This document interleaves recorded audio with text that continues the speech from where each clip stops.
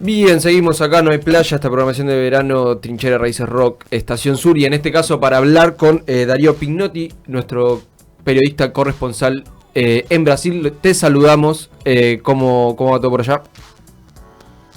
Un gusto saludarlos, feliz año a todos, ¿cómo están? Bien, acá estamos un poco en la víspera de este primer año ya del gobierno de Lula. También un poco veníamos charlando fuera del aire esta comparativa que hacemos con este presente con Argentina. Vemos estos números de la inflación de Brasil, de cómo ha estabilizado, obviamente, lo que queda por hacer después de 4 años de Bolsonaro, pero un poco cómo viene este balance de primer año.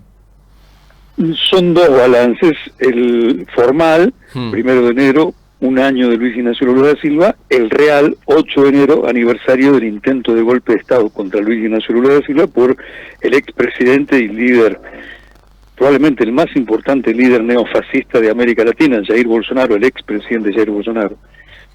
Que formal, o en el balance de los 365 días, esos números que muchos habrán leído, Lula redujo la inflación a menos del 5%, aumentó el salario real, algo que no había ocurrido durante los 4 años del régimen anterior, y por lo demás generó un número de empleos formales que han crecido respecto de los años precedentes.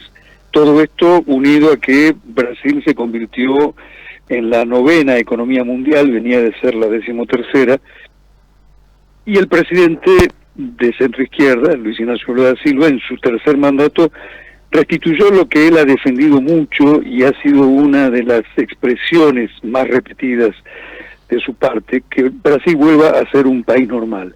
Esto podríamos compararlo con el país estresado que vemos en nuestra Argentina en el primer ni siquiera mes de Javier Milei. Es decir, pudiéramos afirmar que Lula y Milei no solamente son las antípodas, sino que tal vez representen dos signos de lo que vendrá, de lo que es y de lo que vendrá en América Latina. Es decir, Lula expresa o representa la trinchera de aquellos gobiernos progresistas y populares, algunos más a la izquierda, otros más moderados, pero en general unidos o coagulados con algunas banderas comunes, cementados, por ejemplo, en el interés de fortalecer la autonomía de América Latina ante Estados Unidos. Lula impulsa el Mercosur, impulsa UNASUR e impulsa la CELAC, que como sabes es una comunidad de naciones en la que participan todos los países de la región, menos precisamente Estados Unidos y Canadá. Y Milei lo contrario. La otra comparación es con lo que sucedió el 8 de enero del año pasado y lo que representan Lula y Bolsonaro. Lula habrá de organizar la semana próxima aquí en Brasilia, el lunes entrante, un gran acto en el que precisamente va a ser una defensa de la democracia, y según anticipó hoy uno de sus ministros, se conocerán más datos de cómo fue organizado ese golpe. La expresión golpe aquí adquiere una resonancia muy particular. En los últimos años han habido en América Latina casos de golpes institucionales.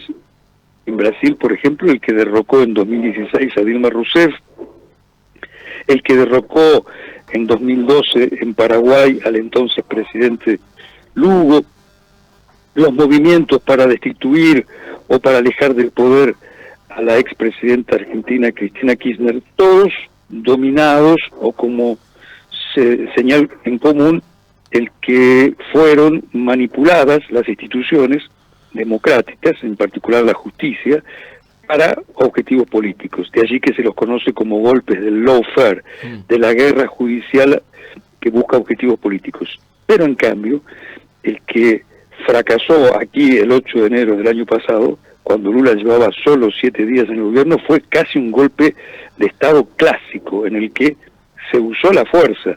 Recuerden que miles de bolsonaristas invadieron el Palacio del Planalto, cuyo correlato en la Argentina es la Casa Rosada, el Congreso y la sede de la Corte. Y una fuerza de seguridad que depredaron. dejaba pasar a estos bolsonaristas, no era que, más allá que no encontramos similitudes en términos de fuerza de seguridad cómplice, en términos de poner el cuerpo también en ese intento de golpe, pero dejando pasar tranquilamente sin contenerlos. En efecto, por eso te decía que lo sucedido aquí el 8 de enero pasado ya no es un modelo de golpe ayornado, como estos golpes en los que participaban eran los jueces, el caso del juez Moro que sin bajarse el nudo de la corbata y manteniendo la compostura del cargo, impidió que Lula sea presidente en 2018, acusándolo y juzgándolo de cargos que finalmente se confirmaron vacíos. No, lo que ocurrió el año pasado aquí fue un intento de golpe por la fuerza, que contó, como vos mencionabas recién, con la complicidad de la policía, pero fundamentalmente con la complicidad de los altos jerarcas de las Fuerzas Armadas. Que encontramos similitudes también en lo que también es romper un poco con esta lógica del lawfare que veníamos, que fue lo de Bolivia también, en el golpe a Evo. Ahí Darío, retomar un poco lo que hablábamos al principio de Lula, cómo ha avanzado con Mercosur, BRICS, y el presente económico y de diálogo que se nos presenta en América Latina, donde tenemos estos dos grandes polos, que es Estados Unidos por un lado, y tenemos todo lo que sucede dentro del BRICS. ¿Cómo queda ahora? Porque Lula insistió mucho en su momento con el triunfo de Massa, con la incorporación del BRICS y ese aliado económico. ¿Cómo queda ahora, en vísperas del Brasil que se viene, esa no alianza que va a ocurrir? Ya porque Milei ya dijo que no vamos a estar en el BRICS, mandó una carta y viene rompiendo ciertos diálogos con el Brasil. Debilita considerablemente la ambición, la expectativa del presidente brasileño de conformar en América Latina un frente de países relevantes que fortalezcan lo que se conoce como el sur global. Centralmente los países del BRICS, que originalmente eran Brasil, Rusia, India, China y África del Sur, son potencias emergentes, la mayor de ellas indudablemente, que inclusive es la segunda economía mundial, China. Pero lo que hace de estas potencias, o lo que estas potencias tienen como consenso, es el de antagonizar con las potencias occidentales, sea en economía y sea en asuntos de defensa y de seguridad. Tener presente que estas potencias también son aliadas frente a la guerra entre Ucrania y Rusia y frente a lo que representa la alianza que respalda a Ucrania, que es la alianza de la OTAN. Las principales naciones occidentales en su acuerdo de defensa común.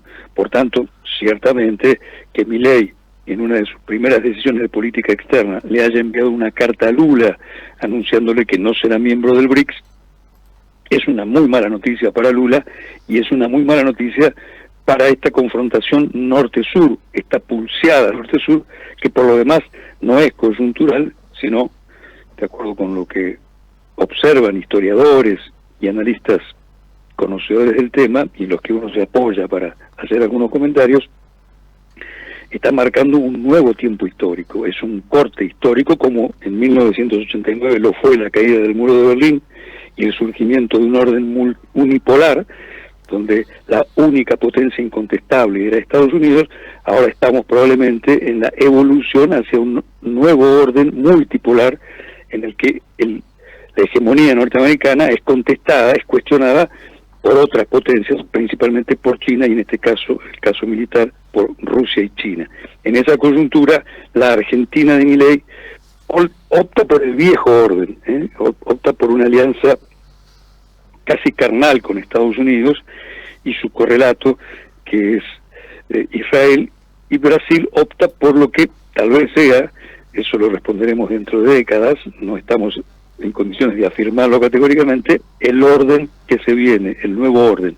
Lula pone hace su apuesta en este nuevo orden, un orden multipolar donde Brasil habría de tener un lugar de peso porque, sin ser una potencia hegemónica, es una potencia regional con territorio, con población, con producto bruto y con potencialidades importantes.